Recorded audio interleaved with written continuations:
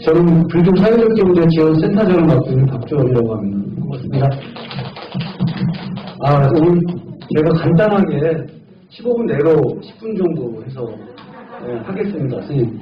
다음에 또 교육이 많으니까 그때 하겠습니다. 저희는 이제 그 조계종에 충무원에서 이제 계속 활동을 하면서 매년마다 16년도부터 고용부 장관하고 총무원장 스님 또 각계 개신교 또 캐톨릭 불교 해서 사회적 경제 이슈를 가지고 매년 한 번씩 행사를 주최합니다. 올해는 작년에는 캐톨릭이 했고 올해는 저희 종교종이 주최를 조교사에서 할 예정입니다. 그리고 이제 저희 50개 사회적 경제 불교 쪽은 캐톨릭 같은 경우는 거의 사회적 기업 협동조합들이 1000개가 넘고요. 개신교는 그 다음에 캐톨릭은 한 500개, 저희 불교는 50개 정도 이렇게 됩니다. 그리고 이제 최근에는 저희가 조계종 총무원 사업부하고 MOU를 체결해서 사찰의 사회적 기업 만드는 데 노력을 하고 있습니다.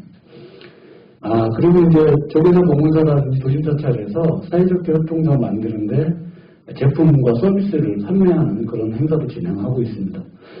그 다음에 이제 제일 중요한 것이죠. 스님 신도 교육을 계속 했는데, 한 16년, 17년도까지는 되게 신도분 대상으로 사회적 기업 창업을 한 20, 30개 정도 제가 해드렸습니다. 그리고 이제 15년도부터 교육원의 스님 연수 교육 과정에 저희 사회적 경제에 관련된 내용을 진행을 하고 있고요. 4월 초에 예정을 했는데 코로나로 인해서 6월 초로 이제 연기가 돼서 그건 제가 나중에 공지를 시켜드리겠습니다. 그래서 이제 제가 주로 하는 일은 사찰 중심의 사회적 경제 컨설팅을 해서 설립 지원을 하는 역할이고요. 최근에는 이제 한마음선언 본원이 사회적 협동조, 사회적 교육을 제가 설립을 시켜드렸습니다. 굉장히 오랜 시간 동안 했고, 금강정사, 그 다음에 선운사에 있는 교육문화회관, 또 서울에 있는 달마사, 수아람 등등에서 지금 그 창업을 많이 시켜드렸고, 최근에는 이제 그 서정사나 재화사 등 주로 이제 비문사찰 쪽을 많이 하고 있습니다. 사회적 경제라는 개념은 보통 시장 영역하고 국가 영역이 있는데 거기에 중간에 있다고 보시면 됩니다.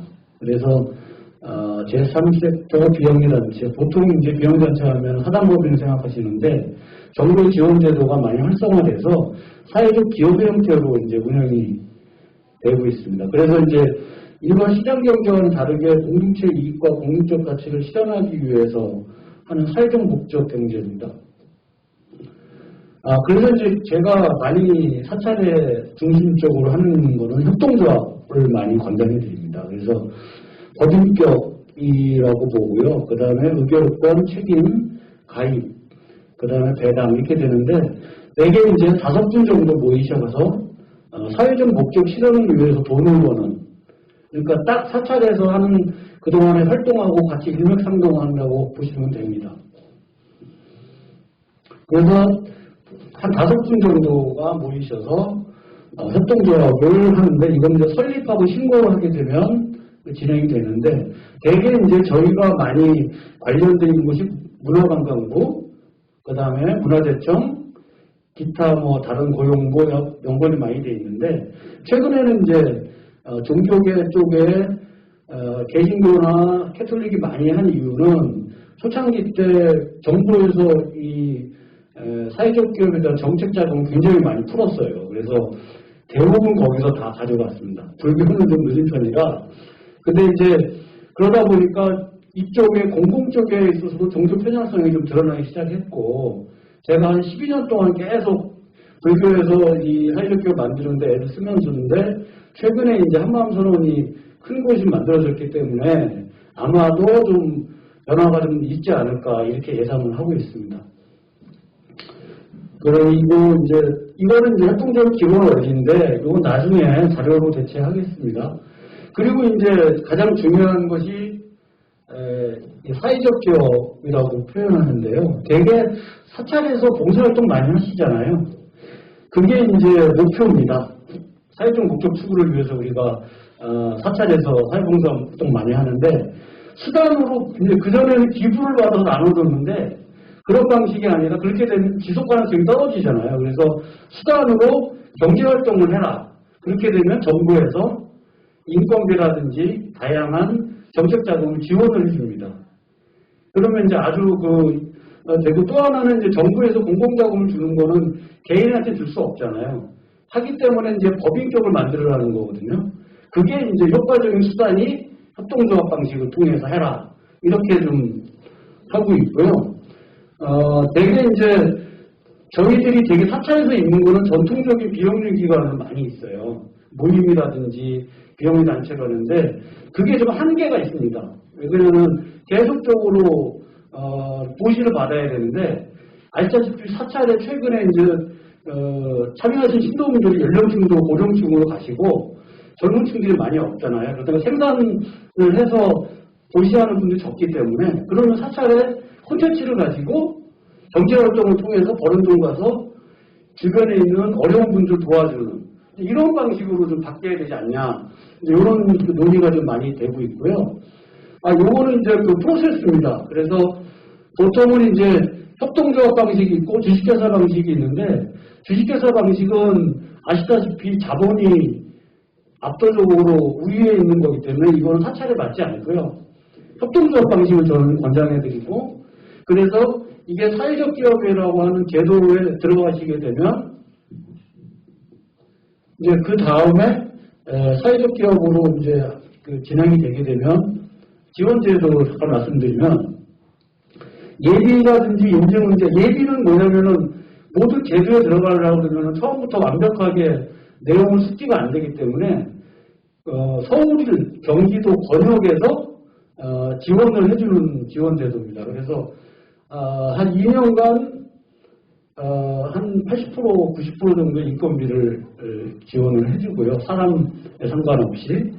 그리고 이제 전문 인력, 특히 뭐 예를 들어서 사찰을 주식이다 그러면 사찰을 주시는 스님 전문 인력으로 한 200만 원 정도를 2년 동안 이렇게 지원을 해주세요. 해줄 수가 있어요. 그 다음에 컨설팅하고 사업개발비가 있습니다. 이건 한 5천만 원 정도를 정부에서 지원을 해줘요. 심사를 통해가지고. 그리고 이제 이거는 광역이고 그 다음에 이제 고용부에서 중앙정부에서 지원을 주는 거는 더 훨씬 지원제도가 풍부히 합니다. 그래서 총 5년 정도 사업개발비, 인건비, 그 다음에 이제 또 하나 뭐가 있냐면은 상품을 개발하시면 공공 쪽에 판로를 지원을 해줘요. 그래서 조달청이라든지 기타 등등 뭐 구청이라든지 서울시 이런 데서 먼저 우선을 구매를 해줄 수 있는 조건이 만들어주고 그래서 이런 이제 정부에서 지원책이 있긴 합니다. 그래서 이런 부분을 좀 인식하시면 될 것 같고 저는 이제 도심사찰하고 지방사찰을 좀 나눠서 말씀드리는데요. 현재 그 지방사찰 말사들을 보면 굉장히 힘든 상황이잖아요. 그런데 저희가 개신교하고 캐톨릭하고 다른 점은 뭐냐면은 콘텐츠가 아주 강하다는 거예요.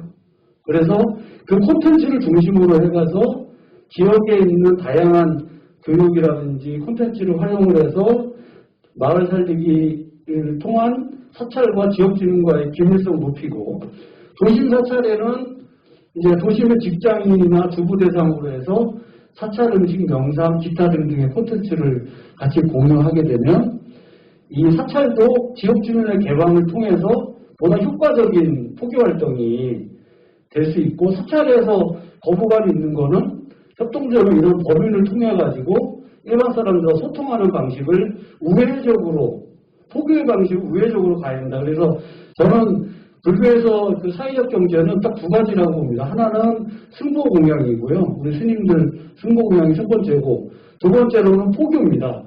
그래서 보다 다양한 젊은 층의 신도들을 확보하기 위해서는 우리 불교가 가지고 있는 사찰 콘텐츠들을 현대에 맞게 잘 운영을 하게 되면 상당히 임팩 있게 또 폭발적으로 늘어날 수 있다. 이렇게 저는 확신을 좀 하는 편이고요. 그래서 이제 결론은 뭐냐면은 이제 불교 강점은 전통 5대 콘텐츠라고 저희 표현을 하는데 가장 중요한 사찰 음식, 명상, 그 다음에 숲, 그 다음에 투어, 그러니까 여행 같은 경우도 되게 템플스테이 크게 하잖아요. 근데 최근에 보면 전국에 조그만 말사 같은 경우도 스토리가 되게 많아요. 그런 것들, 이런 것 결합시켜서 투어하면 외국인들도 오게 되고, 쉬는 방식의 젊은 직장인들도 주말 때 올 수가 있고요. 그 다음에 이제 전통공예도 굉장히 많지 않습니까? 그 다음에 이제 지방사채 같은 경우는 스님이 직접 생산하신 다양한 농산물들을 이러한 콘텐츠와 결합시켜서 스토리를 만들어 나가면 그 주제에서 사회적 기업을 만들 수 있다고 저는 봅니다. 그래서 이제 번역별, 지역별로 사찰 중심의 다양한 콘텐츠하고 또 하나 저희들이 강점은 사찰이라고 하는 좋은 하드웨어가 있어요.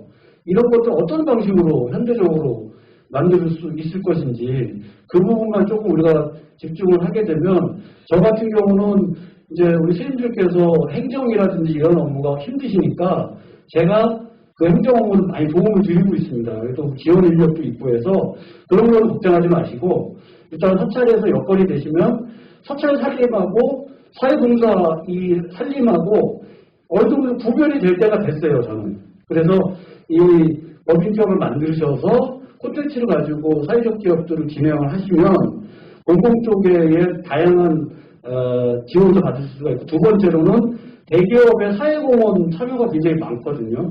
그 기금이 굉장히 커요. 그래서 저희도 적극적으로 이 콘텐츠를 가지고 그 부분 활용하면 좋겠다. 특히 최근에 코로나로 인해서 정신과를 가는 분들이 코로나 이전에는 400만 명, 지금 1000만 명을 찍었대요. 개인 고립되고 생명사상이라든지 마음의 평화 이런 요구가 굉장히 많은데 다 개별화돼서 저는 오히려 불교의 콘텐츠가 그런 부분들 품어 안을 수 있다.